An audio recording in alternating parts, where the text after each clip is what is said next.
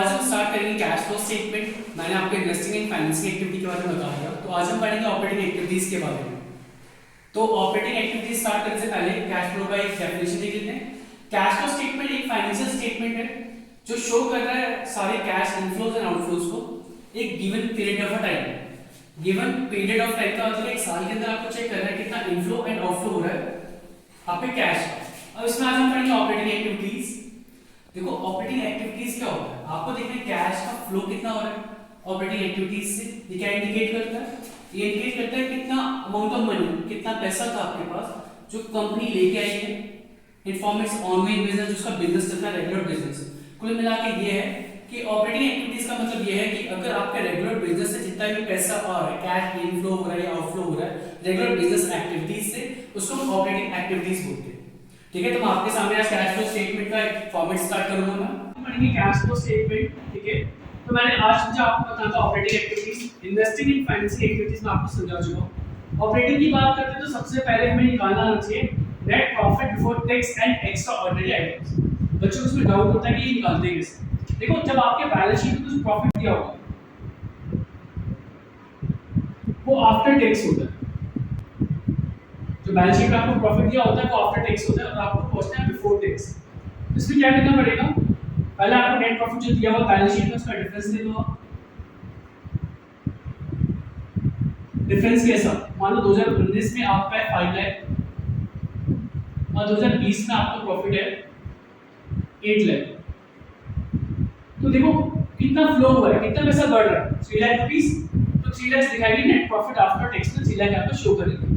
अब क्या क्या ऐड करना है, हम ऐड करेंगे पहले इसमें प्रपोज डिविडेंड। प्रपोज डिविडेंड जो आता है वो आता है प्रीवियस ईयर। ऐसा क्यों, मैं क्लियर बताता हूं। देखो जब 2020 मान लो, 2019 की बात करें, 2019 की क्या होता है, 1 मार्च को 31 मार्च को मीटिंग होती है।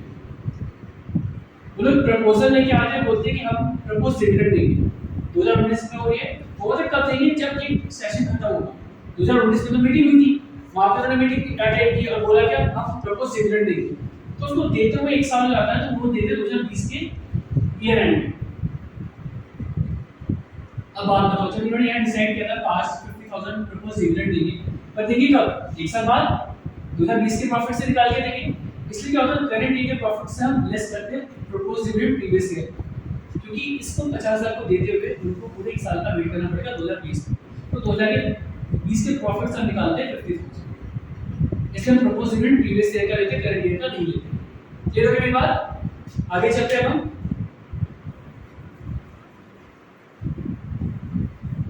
ऐड करते हैं प्रोविजन फॉर टैक्स।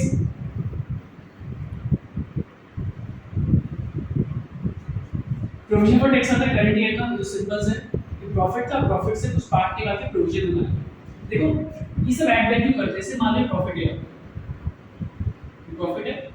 अब इसी में से क्या होता है, इसमें डिविडेंड निकाल के दिया जाता है, इसी में से टैक्स दिया जाता है, प्रोविजन फॉर टैक्स, इसी में से जनरल रिजर्व बनाया जाता है। ये सब चीजें प्रॉफिट से निकाल के बनाते हैं। तो हमें क्या चाहिए, हमें बिफोर प्रॉफिट चाहिए कि प्रॉफिट कितना आएगा। तो ये सब चीजें जब लेस करते हो ना, तब यहाँ पे जो प्रॉफिट बचता है उसे बोलते हैं आफ्टर टैक्स। बिफोर टैक्स को क्या करना पड़ेगा, आपको वापस ले जाना पड़ेगा, प्लस करना पड़ेगा, तब जाके क्या होगा, पूरा आ जाएगा एक साथ बिफोर टैक्स। इससे वापस ऐड बैक कर दो, करेंगे जनरल रिजर्व। जनरल रिजर्व को हम लेंगे डिफरेंस।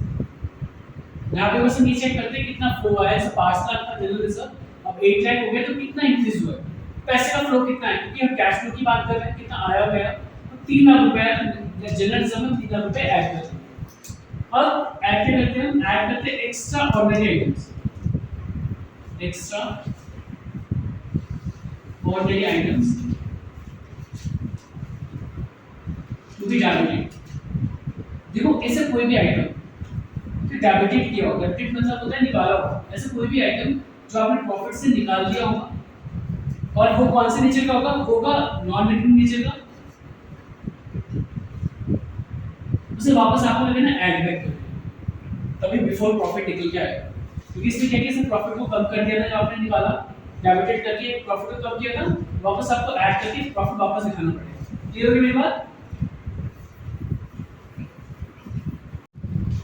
अब क्या करना है, यहाँ पे आपको लेस करना है refund of income tax.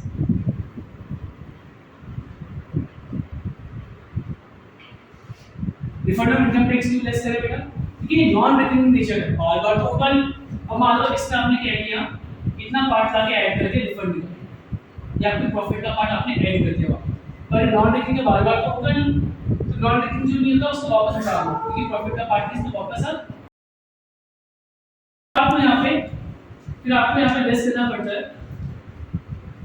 Extra ordinary items to be credited. Credited का मतलब है वो चीजें जो आपने वापस ऐड कर दी थी, जो नॉन रिकरिंग नेचर था, उसको वापस लेस करना पड़ेगा। क्लियर है मेरी बात? क्योंकि बार बार तो होगा नहीं, अब तो आज प्रॉफिट बढ़ा के दिखा दे, अगले साल तो होगा नहीं, तो इससे प्रॉफिट का अनुमान लगाना है, तो आपको करना पड़ेगा जो आपने क्रेडिट कर रखा है उसे वापस हटा दो। अब जो आपका आएगा आंसर लास्ट में सब करने के बाद नेट प्रॉफिट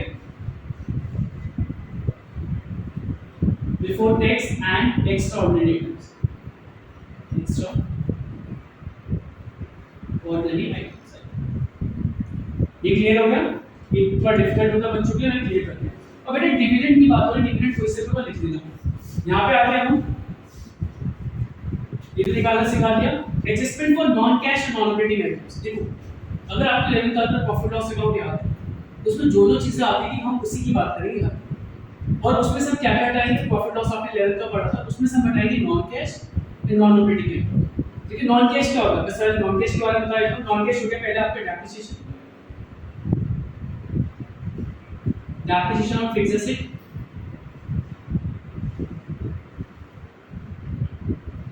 ठीक है, डेप्रिसिएशन दिखाते हैं प्रॉफिट लॉस में, है तो नॉन कैश, वापस साइड कर दो। अमोर्टाइजेशन टेंजिबल एसेट्स का मतलब ये था, मान लो गुडविल आपका 2018 में मान लो आपका है 2 लाख, और 2019 आते आते आपका गुडविल हो गया 1 लाख।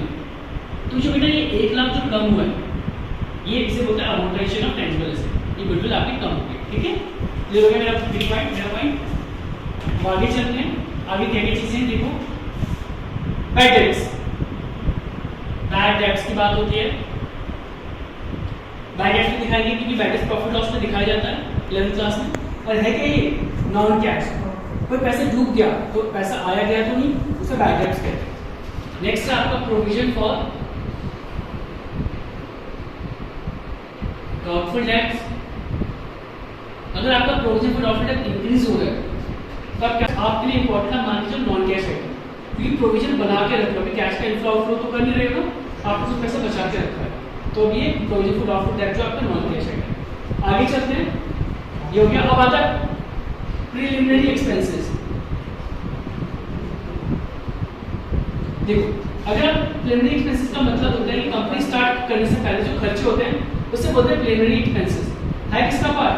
है तो फाइनेंसिंग का पार्ट, पर प्रॉफिट एंड लॉस में दिखाया जाता है, इसका मतलब से ऐड कर रहे हैं कि नॉन ऑपरेटिंग आइटम्स आ गई। मैं नॉन ऑपरेटिंग की बात कर रहा हूं आगे। नेक्स्ट है आपका अंडरराइटिंग कमीशन। अंडरराइटिंग कमीशन लिख देते हैं, अंडरराइटिंग कमीशन। अंडरराइटिंग कमीशन किसका पार्ट है? जब हम कोई परचेज या सेल करते हैं शेयर्स, तो हम किसी को हायर करते हैं, वो हमारे बेhalf पे काम करता है, उसको हम कमीशन देते हैं, उसको बोलते हैं अंडरराइटिंग कमीशन। ये प्रॉफिट लॉस में दिखाया जाता है, तो पार्ट किसका है? फाइनेंसिंग का, क्योंकि जब शेयर की बात हो रही है फाइनेंसिंग का पार्ट हो गया, वो नॉन ऑपरेटिंग आइटम्स हो गया। अब क्या आता है? Interest on debentures.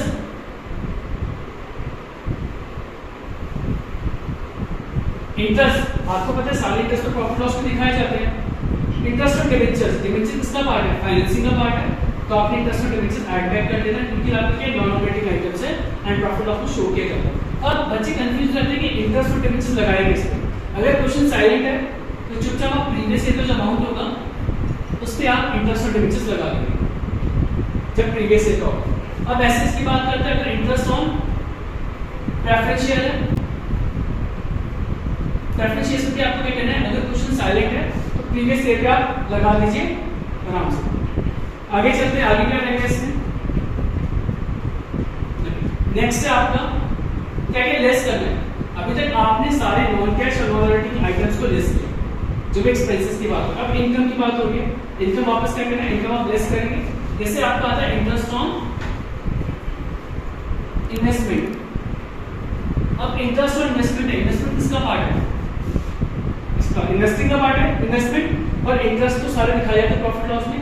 मैंने बताया था इनकम आपको लेस करना है और एक्सपेंसेस आपको ऐड करना है। देखो यहाँ पे इंटरेस्ट होता है हमने ऐड कर दिया क्योंकि एक्सपेंस हम किए और यहाँ इन्वेस्टमेंट का रिसीव कर इंटरेस्ट और इन्वेस्टमेंट ने आपको बता दिया। इन्वेस्टमेंट किसका पार्ट है? फाइनल इन्वेस्टिंग का profit on sale of fixed assets.